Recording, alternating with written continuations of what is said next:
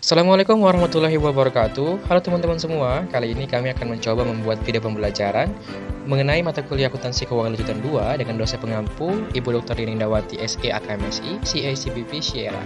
Kami dari kelas AK6A, program studi akuntansi dari Politeknik Negeri Medan. Halo sahabat akuntansi semuanya, kami dari kelompok profitabilitas AK6A pada kesempatan kali ini akan mencoba menjelaskan mengenai proses akuisisi saham. Nah, teman-teman tahu tidak apa itu akuisisi saham?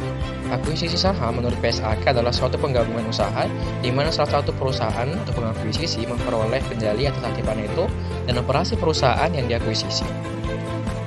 Ada beberapa alasan perusahaan melakukan akuisisi, diantaranya mempercepat pertumbuhan bisnis, memperkuat posisi bisnis dan persaingan pasar, dan untuk membantu meningkatkan kompetensi manajerial manajemen dalam mengatur bisnisnya.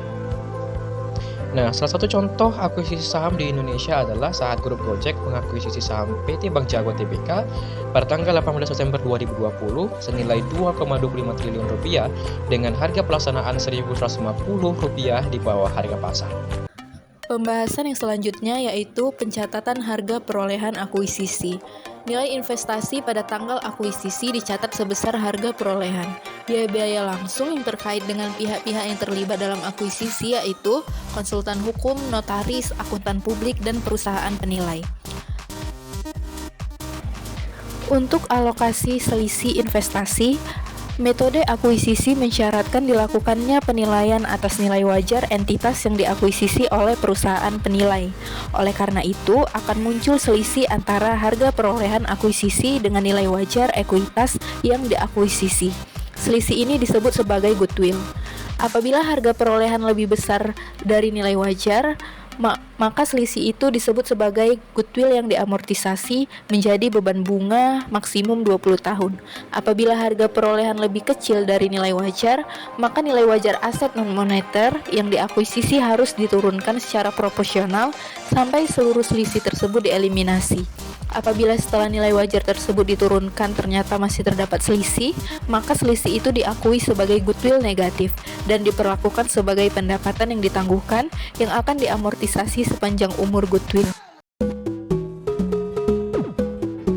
Akuisisi biasanya dilakukan oleh suatu entitas untuk memperoleh kendali atas entitas yang diakuisisinya. Suatu akuisisi dapat dibiayai dengan kas ataupun dengan saham. Perusahaan pengakuisisi atau yang disebut sebagai investor memperlakukan pengakuisisian atas entitas lain sebagai sebuah investasi. Nah, berikut merupakan pengelompokan investasi saham. Yang pertama, tidak memiliki pengaruh yang signifikan. Nah, untuk kategori ini, tingkat kepemilikan saham biasanya berada di antara 0% sampai dengan 20%. Yang kedua, punya pengaruh yang signifikan dengan tingkat kepemilikan saham antara 20% sampai dengan 50%. Dan yang terakhir yaitu memiliki kendali dengan tingkat kepemilikan saham lebih dari 50%. Untuk investasi yang termasuk dalam kategori ketiga yaitu memiliki kendali, perusahaan sebagai entitas induk diwajibkan untuk membuat laporan keuangan konsolidasian.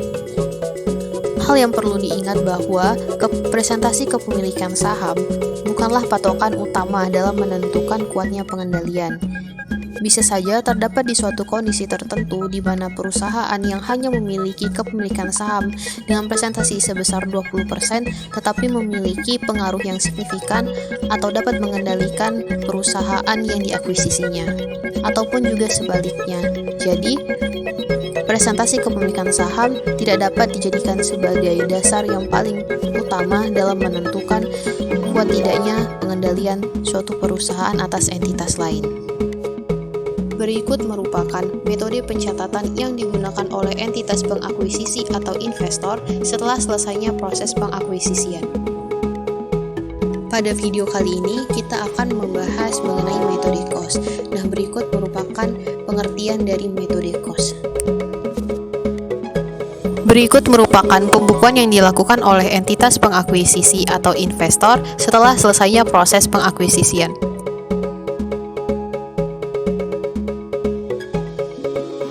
Sekian pembahasan dari kelompok kami. Lebih dan kurangnya kami mohon maaf. Semoga video ini bermanfaat. Wassalamualaikum warahmatullahi wabarakatuh.